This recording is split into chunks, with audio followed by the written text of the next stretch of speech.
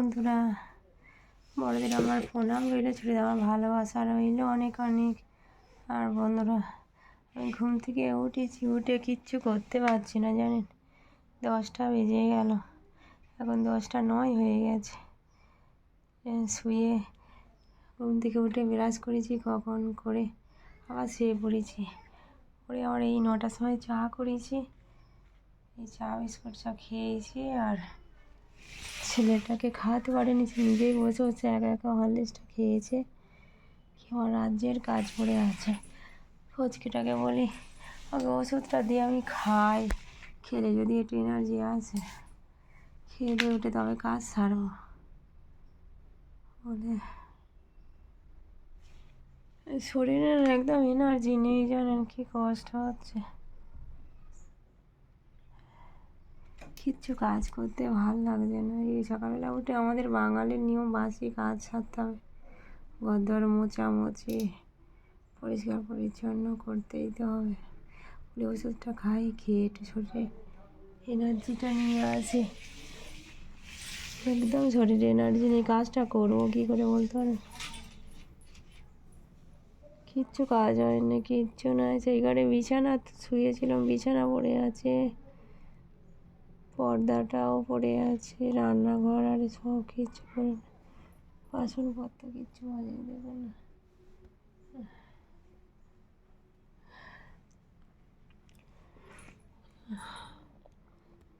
কী করে সুস্থ হবো কি জানে। শরীরে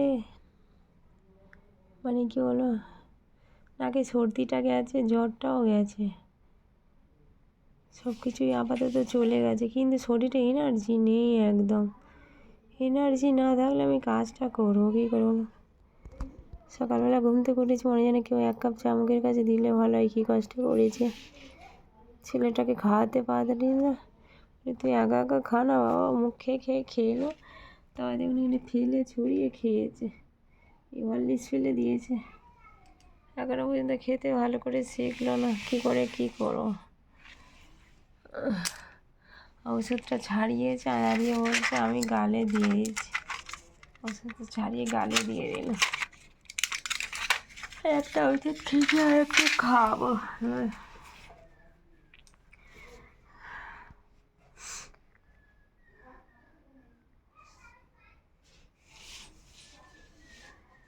যেন তাড়াতাড়ি চাঙ্গা হয়ে যায়, আমার ভাল লাগছে না, জানেন। আমার জন্য আমার ছেলেটার কষ্ট হচ্ছে।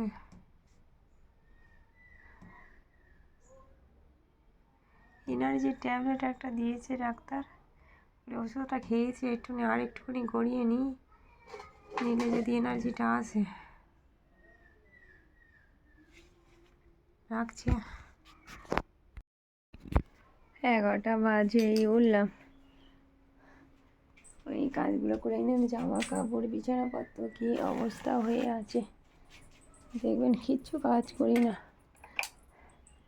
একবারও বলতে আসেনি যে আগে শুয়ে আছো, কখন উঠবে বা কী। আমি তো করে করে মুখের কাছে এত দিয়ে আসি, শুধু মাঝে মাঝে ভাবি যে কেউ কারণ নয় আজকাল বাজারে, কেউ কারণ নয় আজকাল। মাঝে করতে পারলেই ভালো, আর না করতে পারলেই খারাপ। বাবা করে ধীরে সুস্থে চোখ কেমন ঢুকে গেছে, কিরকম অবস্থা হয়ে গেছে। কাজ করে নিয়ে জামা কাপড় পরে গুছাও, ওখানে ঘর দরটা মুছি। 11টা বেজে গেল, বিছানাপত্রটা তুলি, আর মানুবাবুকে একটু ফোন করি, অফিসে বেরিয়ে যাবে। স্নান টান করে আজকে একটু রান্না করছি, জানেন। কি ভাত খেতে ইচ্ছা করছে, কি বলবো। এখন কটা বাজে জানেন তো, প্রায় 1:30 না 2টো বাজে।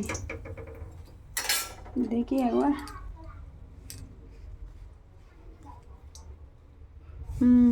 1:30 বেজে গেছে। আর কিছু খাই না, চান করে এসে খিদেও পাচ্ছে খুব জোর। ডিমের তরকারি করছি, এই দেখুন, আর এই পটল ভেজেছি, ডিমের তরকারি করছি। ভাত হয়ে গেছে, দিয়ে করে একটু ভাত বসিয়েছি, খেতে তো হবে, না খেলে শরীর দাঁড়াতে পারবো কী করে।